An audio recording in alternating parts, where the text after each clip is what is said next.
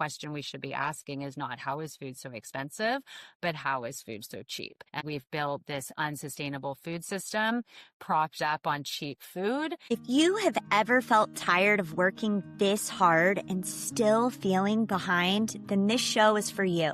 The Sovereign Kitchen Society is about learning how to build a life that actually supports you through real food, practical skills, and work that makes sense. Each week, I talk with people who've figured out how to feed themselves well, earn a living, and create stability without burning out or giving their life away. You'll leave every episode with ideas that you can use right now to save money, simplify decisions, and feel more grounded in your own life.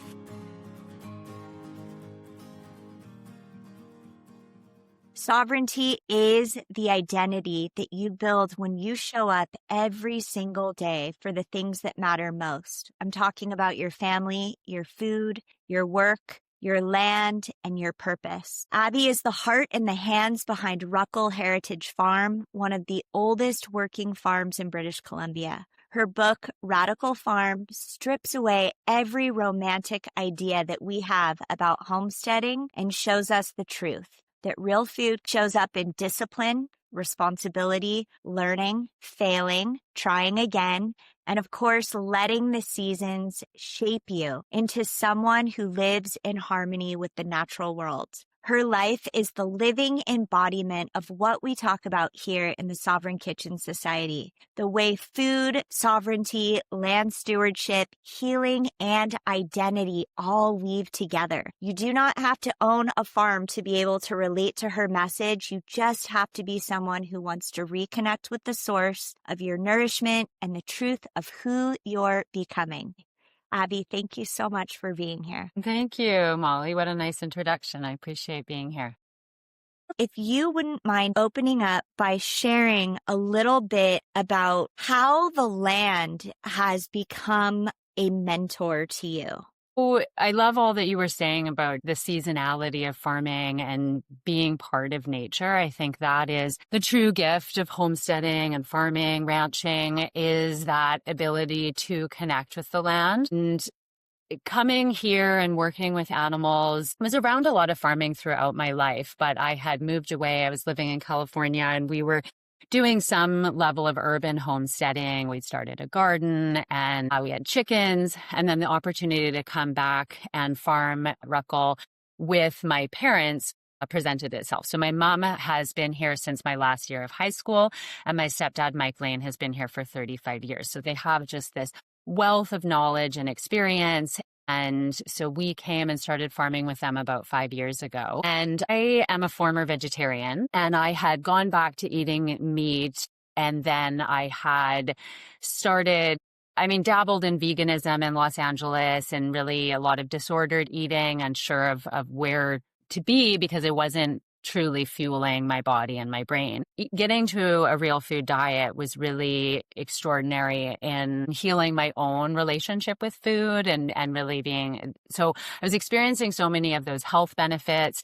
And we came to the farm and I could, you can see just how much the fertility that we're offering by having animals here and the biodiversity we're creating. So that was all very rewarding. And then at the same time, I was really grappling with the emotional complexity of eating animals that I had raised.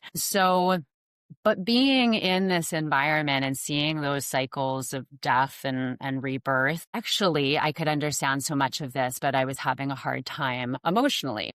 So then I remember one day looking out across the land and thinking, just because it's sad doesn't mean it's wrong. And so finding a lot of peace within that, but then continuing to explore all the reasons why animals are such a beneficial and necessary part of our food system. Animals for food, you really start to understand the nuance of it and how much farmers and ranchers and homesteaders are truly stewards of the land, people that care so much about animals, so much about nature, so much about our own health, we have a lot of the same goals as people who are on the other side of things, rejecting animal agriculture and seeing it as a problem to be solved. So I found just exploring all of those things more deeply is ultimately what led me to write my book Ruckle Farm, because I think when we understand how beneficial animal agriculture can be for the environment and for our health, it does become an ethical choice. However, I empathize very much with people struggling with that. And most people nowadays are very disconnected from where their food comes from. Most of their animal interactions are with their own pets. And so I understand how you can make that shift to want to think that we shouldn't have death. And I remember even before I moved to the farm, hearing Diana Rogers talk about how there is no deathless diet. And something really shifted in me as I understood no matter what I ate, creatures were going to die for me to live. And therefore, it makes so much sense to me to accept that bioavailable nutrition that is available through those animal foods. And what really matters is how animals are treated, raised, and slaughtered. And so I have come in farming, as much as it's still challenging for me emotionally, I've really come to peace with it, knowing that I can do more for animal welfare in my lifetime by supporting good farming than I can rejecting all animal agriculture. That is so beautiful. I love that. I love that you've drawn your line in the sand and decided on the side of stewarding the land, becoming aware of where your food comes from, how it's raised, and making the choice to care for these animals the best that you possibly can and to support other people that are doing the same. I feel like there's so much promise in beneficial, holistic agriculture. And I think that we're just doing ourselves a disservice with this hand-wringing over whether it's okay to eat animals or not. Meat is the food we evolved eating. I do respect people's choices and know that they come to it for a variety of reasons. And some people, when presented with all of the facts, still won't want to eat meat. Maybe it's a texture thing or a taste thing or whatever it is, or maybe they'll eat some animals and not others. And these are all the choices that we should be free to make. But we do deserve to make an informed choice. And I think the majority of people are either avoiding animal foods or reducing animal foods because we have been misled to think that that we'd be better off doing so for our health, or that the planet would be better off, and that ultimately animals would be better off, when in fact, if you're taking your conscientious food dollars out of the marketplace, that's less money supporting those farms that are doing great things, right? Yes. And also, I think it's worth considering, like, do you want to save that one animal that you would have eaten directly? Also knowing that ultimately creatures are still dying for the other things you're eating. Or do you want to make change within the system as a whole and actually uplift animal welfare and help those animals that are still in the system? And so I share a lot of what I do because I think that these are these things that people haven't really fully thought through. And I think for a lot of farmers too, I like to give voice for farmers because I think we think a lot of these things, but don't necessarily articulate it then even to the level of explaining it to other people. And so it's sometimes that vegan message gets sort of brushed off as like, oh, like just ignore it or block them. Those are the comments I'll get from people. But I think it's really important to have these conversations with people and help consumers make a more informed decision, because that's going to shape consumer demand, which is ultimately what drives our food system. Was there a particular season or a moment that demanded the most from you in terms of this learning process that you've been going through? So on this farm, we raise cattle, sheep, turkeys, chickens. We have gardens, we have orchards, and animal agriculture is particularly my passion, and we inevitably end up with some bottle-fed lambs each year for one reason or another, that the mother isn't taking care of them properly. And so it's just one of the greatest joys. It's so much fun to bring them into the house, and my sons just, they love it. I mean, it's also just their normal, right? It's interesting. I sometimes joke, like they'll be like, oh, you didn't have lambs living in your house when you grew up? When they meet the other people. in the cities. But anyway, so we have this relationship with these animals that is more, I care about all the animals we raise, but there is something about feeding a baby animal that is very bonding. And I think we are, evolutionarily, we gravitate towards cute babies, right? And taking care of them. And so we had our first bottle fed. His name was Brian, and he was just this adorable little lamb whose life we saved. He just couldn't stay on the farm. Even keeping female bottle feds should be done with caution because you don't want to be passing on genetics that aren't desirable. But with the males, they certainly can just become too dangerous because they don't have the same fear of humans or just that wariness of humans, and they want to ram things. And we've had a few that have been quite dangerous and they got to get out. And that was the case with Brian. My little guy was about 1.5, 2 years old, and he knocked him down a couple of times. And it was just that reality again of it's easy to humanize animals. I think, again, when you're farming and you're around animals, you realize how similar they are to us in some ways. They are deeply feeling creatures, but they are very different than us in other ways. And so, again, it was just coming to terms with that reality of raising animals and being okay with feeling the sadness of saying goodbye and just understanding that you can hold that sadness and also appreciate that it is necessary and just a reality of being alive. And so I take a lot of pride in knowing what a great life we give to the animals here and that we take care of them and in time they take care of us. I really appreciate how connected you are in just observing the natural way and taking the time to sit back and watch how the animals interact with each other in this day and age by not being connected to where our food comes from, how animals are raised, even just being able to stick our hands in the soil. We are so far removed from that. What have you noticed about observing animals, the animals that you care for? With our dairy cow, seeing dairy cows can get a bad rap for not being good mothers. And in the larger dairy world and the breeds of cows, there can be issues with why the dairy people make the choices that they do. But we do calf sharing, which is a wonderful practice where the farmer is sharing the milk with the calf. And so we don't actually separate the calf until at a certain point we start separating for a period of time during the day so that they can still be close to each other, but the calf can't nurse. And so that allows us to be milking once a day rather than twice a day. You do get, it's not all positive in that doing calf sharing. But we see what a wonderful mother that our dairy cow is. But on the flip side, it's also that animals are on a different timeline than us. And she's ready to move on, kind of get ready for the next calf at a certain point. There's a point where the male calves will start mounting their mothers. This isn't the same sort of relationship that humans have with their babies and that long term. And you see within the herd that, again, there's this caring of them for each other.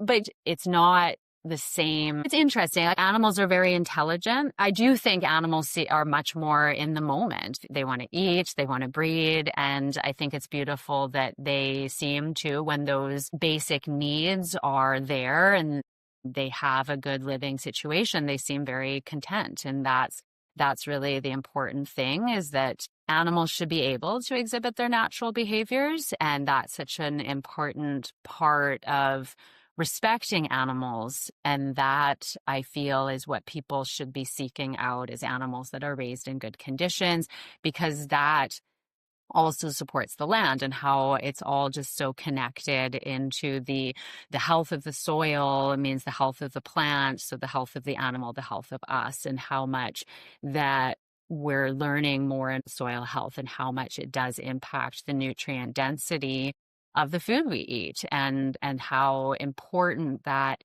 is for whether you're eating meat or you're eating vegetables. I'm an omnivore and I eat lots of different foods, But I know that diet certainly centers around animal fat. And I'm really a big fan of raw milk as well as a huge, I love cheese and butter and all of those things.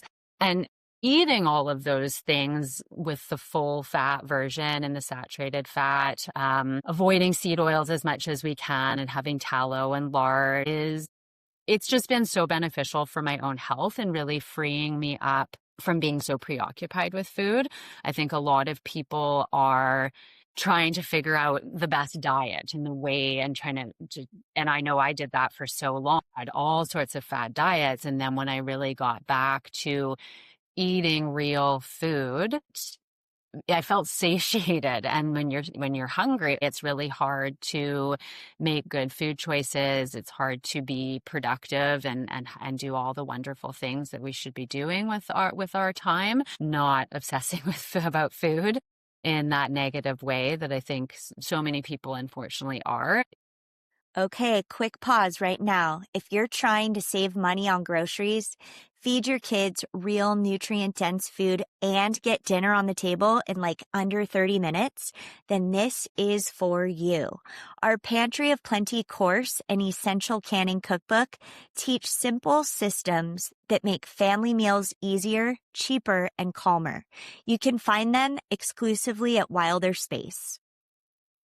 And so that's another important message, is returning not just to where your food comes from and connecting with that as much as possible and that nature part that's so healthy for people, but also how much we can get back to cooking from scratch and eating food that is ingredients, not with all the additives and the preservatives and the way that things it matters how the food is grown and produced. And then it's really like all those steps afterwards into what makes up so much of what's in the grocery store and so much of what's making up people's day-to-day eating. And it's making people really sick. When I was able to tap into real food, the grounding effect that it had on me was so profound. And I love the highlight of how satiating it actually is.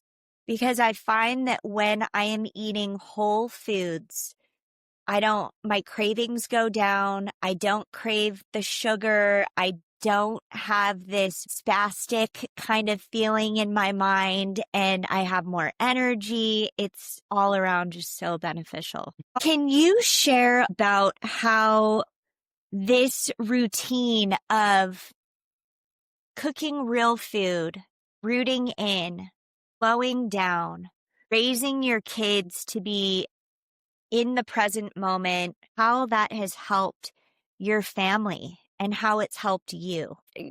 Farming, homesteading has given me such a sense of purpose and has been really rewarding. I feel really good about providing for my family and learning these skills that they will be absorbing along the way. I think getting into those different rhythms. I mean, I am trying to, enjoy the moment. I think this is life's work of trying to be in the present moment. We have a lot of balls in the air and it's not always pretty and slow and relaxed by any means. I do love working from home. I do start my day off with trying to get up before everyone else in the household. I like to meditate while the kettle is on, and then I make my coffee and putter around in the kitchen. Hopefully, instead of going on my phone, checking social media, try to get a few things done in the kitchen, get those dishes put away. And then I sit with my coffee and I read for a little bit. And sometimes it's a novel that is just an enjoyable escape for me.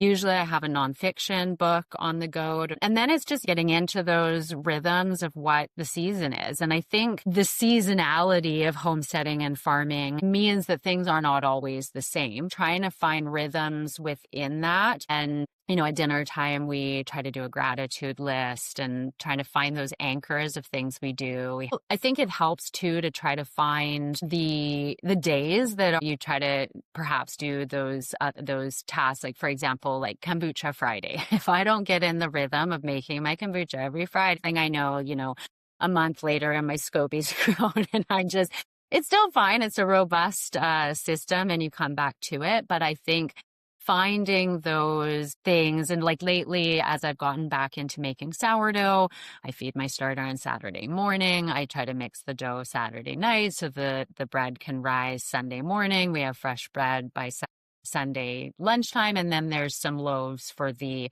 week and the lunches and that kind of thing. Just the habit stacking and not letting perfection be the enemy of the good. There's so much to learn, and just being curious and open and continuing to learn in as many ways as you can, and knowing that it will be really overwhelming. I mean, it still is for me when I take on a new skill, but once you've done it enough times, there just becomes this familiarity that then frees up so much mental space. When I first learned to make cheese, it was like check and recheck and check and recheck. And now it's like, okay, maybe I'll double check how much salt I'm supposed to add to that brine or something like that. But I'm just in the rhythm of doing it. And I mean, milking is certainly one of my passions. I really love, we hand milk our Jersey cow, not year round. I mean, even if we'd want to give her a couple months break to grow her next calf anyway. Or to have a break from milking while she's growing that calf. The gestation is a lot longer. It's about 10 months. But yeah, at first it was overwhelming to learn to milk, and we still come up. We had been really fortunate to not have had to deal with mastitis, and we had a couple of that last season. And these things that are such a bummer, but you learn so much. And then you're like, okay, well, now I know for next time. And inevitably the next time is a little different. And then you're learning that much more, but you just have to start where you're at. I mean, you need to start with where you're at and valuing things and stepping away from that altar of convenience to recognize that these things are going to take time and effort, but it's how much you value that and how rewarding that is to have those things. Abey, let me ask you a question. When you have challenges and difficulties arise, things that you have never dealt with before, and you're learning on the fly and you're feeling overwhelmed, who do you go to source your information? Are you looking towards your stepdad who's been doing this for 35 years? Are you going on like YouTube videos trying to figure out what to do? Sure. Do you have mentors in your area that you lean upon that have been doing this longer than you? I absolutely think that is key, is to find that support and not be trying to go it alone. I mean, I think that certainly just not going it alone in life in general, and building these communities, and self-sufficiency is just this wonderful ambition. But at the end of the day, doing it all yourself is really challenging. And we want to open that up to working within our communities and trading and sharing and helping others succeed. As far as the mentorship, I mean, we've been so fortunate to come here and have the knowledge of my mom Marjorie and my stepdad Mike Lane, and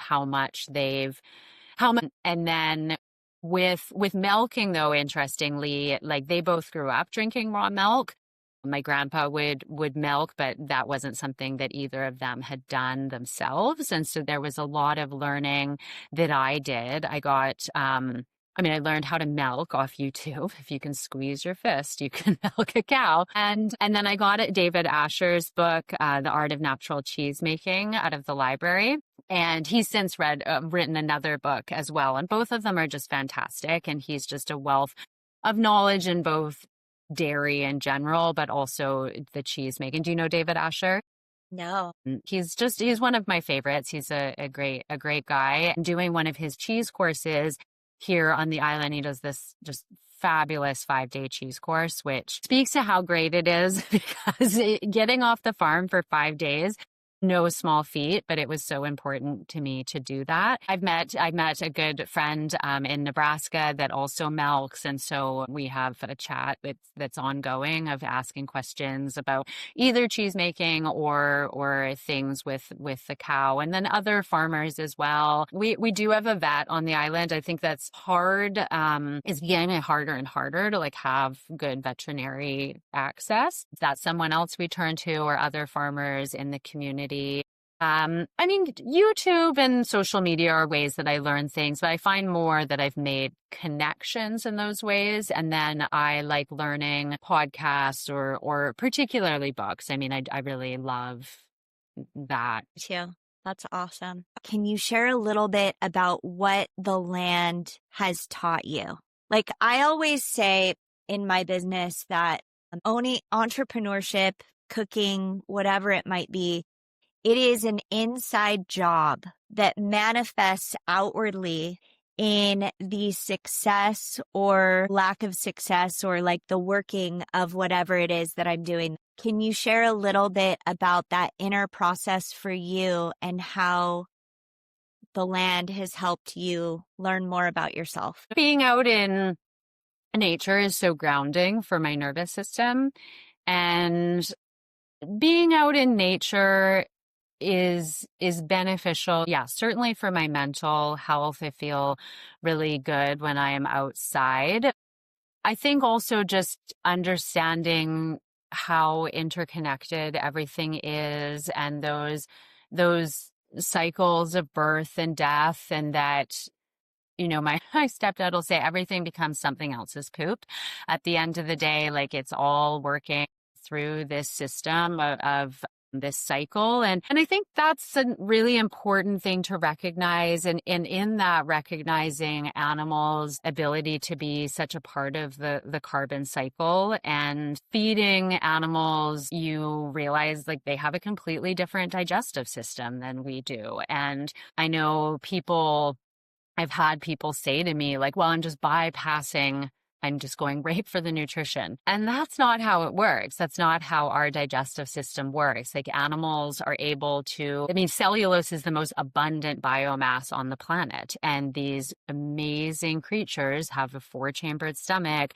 with the microbes in there that allow to break down and turn that something we can't digest into this nutrient dense food that we can. So that's been understanding that, I think, again, has just freed me up to get to the business of actually farming and taking care of my family, and not feeling so conflicted about what to eat, but rather that coming to peace. And I think that it's a really missing piece for a lot of people, is that ability to be connected to nature, and that to bed and turning off the lights and it actually being dark, or to go outside and be able to actually see the stars, is a really grounding thing for me, and something that I really, really value in my life and so that means for me really enjoying this rural living that we're doing. And then just, I think nature too, like you realize how nature calls animals. They are like, they all can't survive. And so this was done through predation and, the bison moving along the plains, and now farmers are able to do. We are culling the number of animals, but we are giving them a very humane death, and we're taking care of them. And I think in so many ways, livestock have a really cushy life compared to wild animals that are struggling to survive, are in a near constant state of fear of being a prey animal. And so when you start to understand that the deer population, for example, their young die in similar numbers to the lambs we raise. But this is, again, just the cycles of life. And if farmers weren't doing it, nature would step in and do it for us. But then in much ways that I think most people would agree are sadder and harder. Yeah.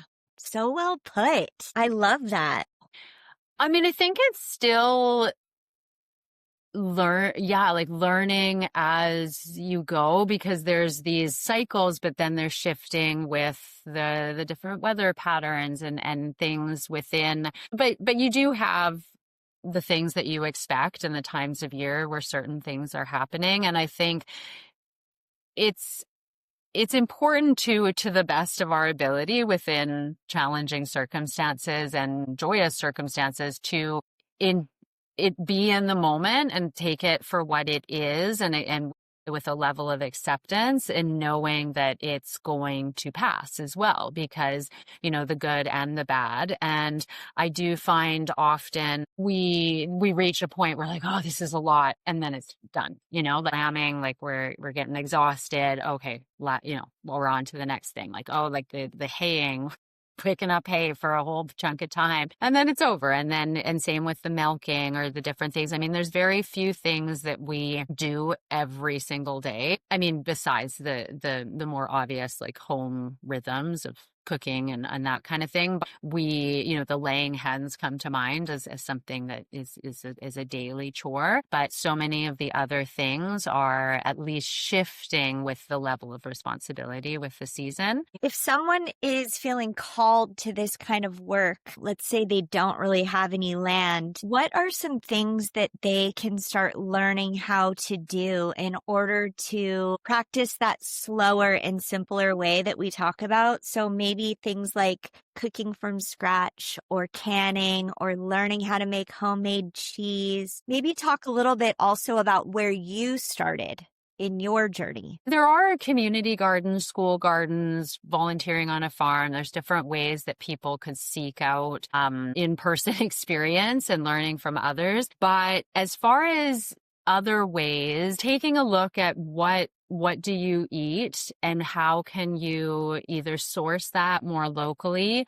or what could you cook from scratch? And I think getting a deep freeze, if you have the ability to do so, is a really great way of being able to buy meat in bulk or fruit and vegetables in season and then freeze them. And so that can help save money. And canning has been such a great skill for me to learn, especially pressure canning, because putting things down in print and trying to teach someone else, it is such a great teacher for yourself of just getting really clear. And so learning to pressure can, I mean, for so long, I was really intimidated by it. And you have to be so negligent, really, to get into trouble. And so I really invite people to learn to pressure can. Or, I mean, you can hot water a bath can as simple as like a pot, and you can put a towel in for your jars. And like that is maybe more accessible place for people to start, and making sure that those low acid foods are being pressure canned.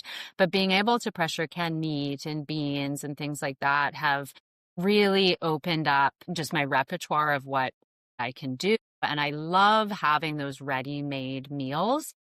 In the book, I have a recipe for stew, which is one of my favorites, because it's also a great power outage meal, because as long as you have a wood stove, it's just like a one pot meal, and then you have something really yummy to eat. And so, yeah, I think by doing those things that take time and energy, but you're doing this bulk batch of something, and then having that available is time, but then convenience later.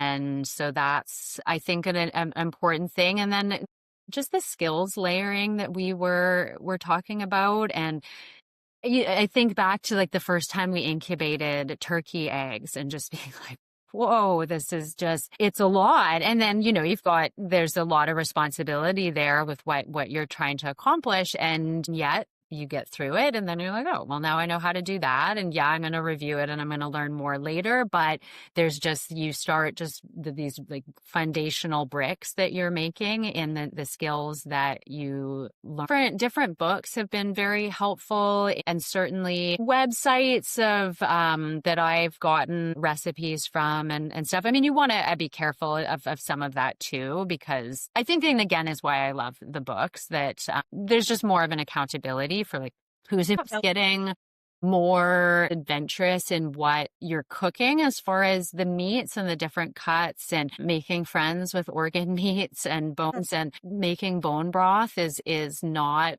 very time consuming. It's really hands-off process. And then you're getting so much value and nutrition. That's a really great traditional skill to learn. The cost savings is an interesting one because on the one hand, there can be money that you're saving, but it's saving in comparison to an equally healthy item.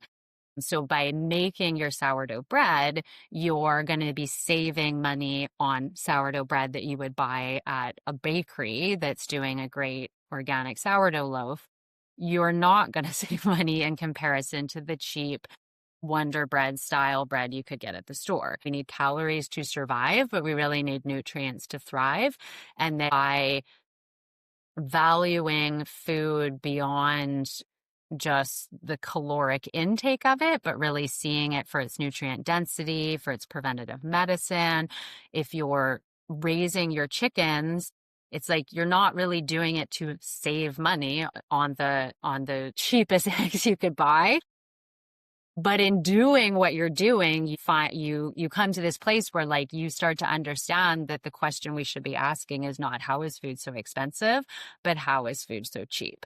And we've built this unsustainable food system propped up on cheap food. When we look at the cost to our healthcare system, the cost to our productivity, to, what we were talking about earlier of just like our own mental health and how people aren't intuitively eating. And so they're caught up on this cycle of eating this food that is designed to be addictive, trying to step away like little by little, finding those switches and incorporating those things, the kombucha instead of soda, or the hard boiling eggs on Sundays is something I've been doing recently because it's like, okay, like I just know did that that those last eggs. night. I love it. Okay. Very good. Yes, because you've got your healthy snack and it's ready to go. And so just finding these ways to work it into your life. And then I think you just start doing it more and more because it becomes more familiar. It becomes more of a habit.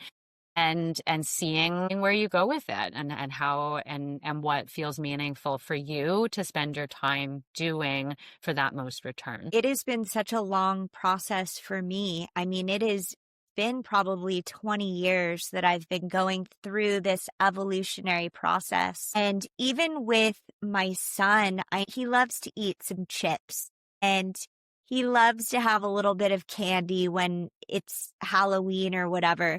But I noticed that like I have the ability to steer him through the foods that he's eating, meaning when I notice that he's starting to crave a little bit more sugar, I'm like, you know what? I'm going to give you some chia with water and lemon, and you're going to drink this in the morning. And in about 5 to 7 days, your little gut microbiome is just going to flip back over, and you're not going to be craving that kind of sugar anymore. So I feel like just making these very small incremental steps, much like we do when we're learning about how to eat the right way. It's like you don't want to just do some overhaul of your life. You want to be able to add things in, like before you're taking all of these things away.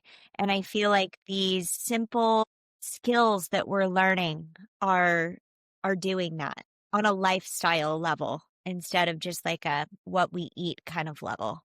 Absolutely. Yeah. Agreed. And I think the desk planner is such an essential part of organizing what you want to accomplish. And I think meal planning is such a huge part of it too. We fall in and out of that, but I always know that when we plan ahead, we have less food waste. We eat more of what we have versus more of what we want. It's easy to be like, oh yeah, like I want to have burritos with the boughten burrito shell, and that's great on occasion, but it's also like, okay, well, what can we have with what we actually have on hand rather than going to the store? I mean, I feel like we still spend more at the store than I would like to. And so that's something that I'm trying to move, knowing that will still be there.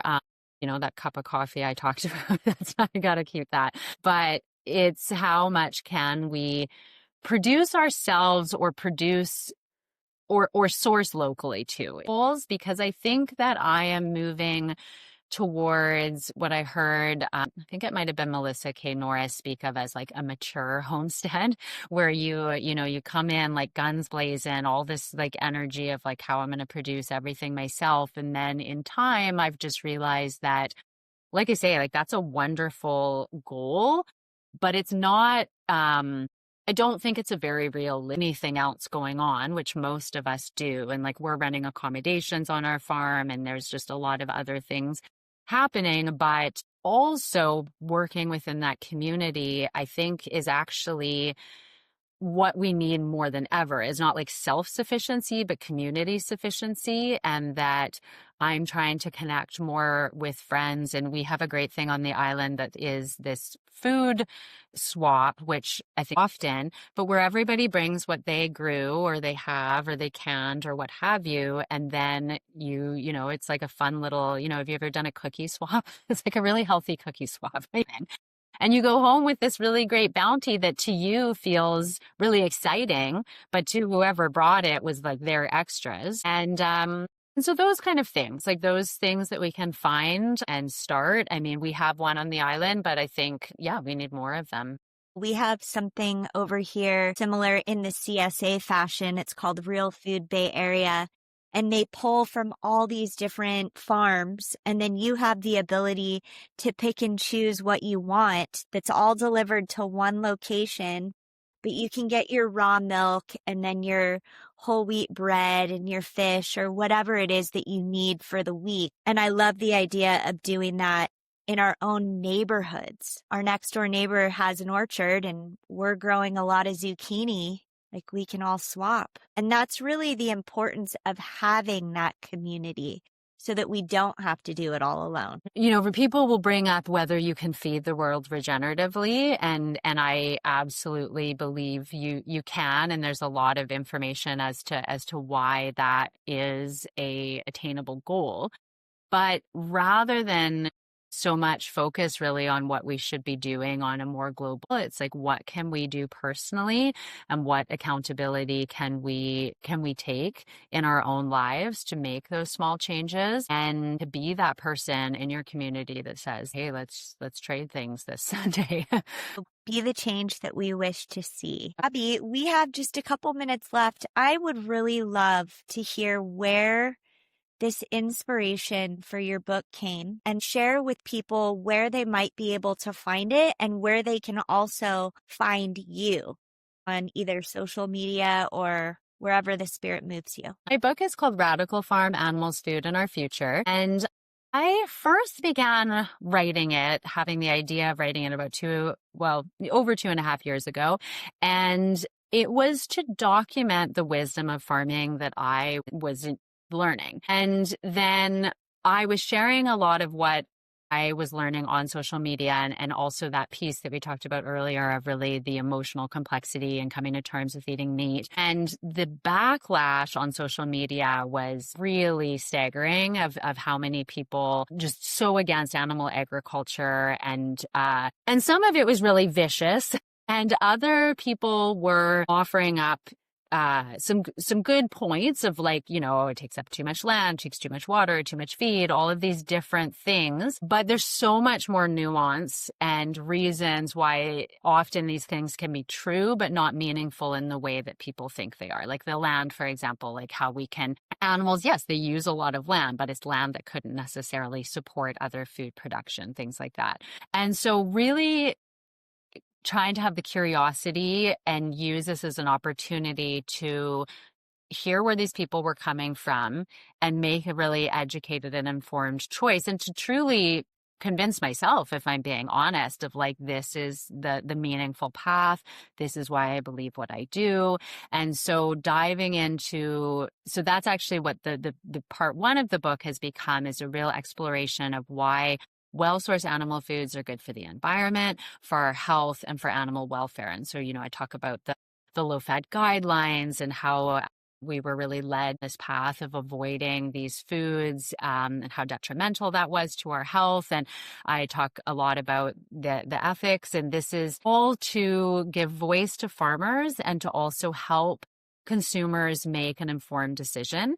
And I think also to help farmers have conviction in what they're doing and to feel like they can articulate this to their consumers so that we can help reshape our food system, encourage people to spend their conscientious food dollars supporting good farming rather than feeling like they should be avoiding animal foods altogether. And then the second part of the book is that wisdom of farming and that inspiration for people to reconnect with where their food comes from.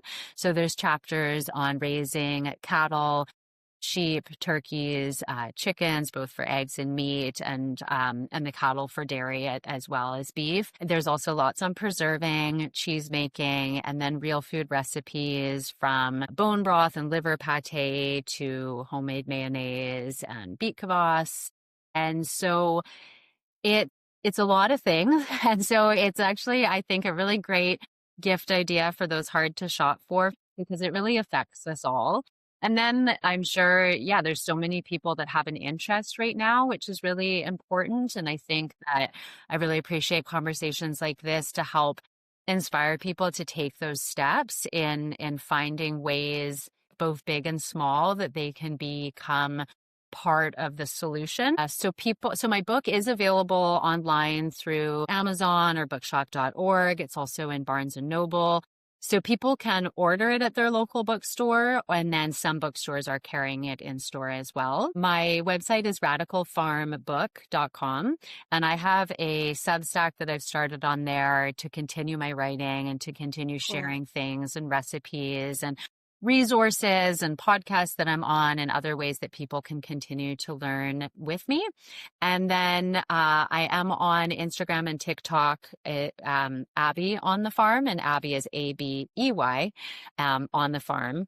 No.com, sorry, just Abey on the farm. And I'm on YouTube and that same one as well. And so I'm not the most consistent of posters, but I do try to offer up what I'm up to and recipes and just different ways to help people think about things maybe a little bit differently. And that has been really rewarding on that online space, is to have people occasionally say, you've made me think about this differently. And I think that the social media part has been a reminder to stay open to other people's point of view, because even if you don't literally change your mind, for me, I feel like my strength and my convictions has been really boosted by being open to other people's opinions and being empathetic to how much, people are doing the best with the knowledge that they have. And I have a lot for the passion that is behind people who think that eating meat is wrong. But I hope that in time, the people will be more open to that big picture of how beneficial and just how necessary animals are. Like, we cannot have a sustainable food system without animal involvement. And so to come to terms with that and then move forward with the actual good work of what we're doing is really just so much more productive and realistic for building a healthy food system. So incredible. You are so well spoken. You're so bright. It's been an absolute delight talking to you. You too. Thank you for all you're doing, Molly. Okay, before you go, if this conversation was helpful, leaving a review is the simplest way to support the show. It helps this message reach more people who are looking for a calmer and more grounded way of living. I just want to thank you so much for being here and for sharing this space with me. And you guys, I just want to remind you that food is and always will be our medium for connection, and we will see you on the flip. Thank you, Abey.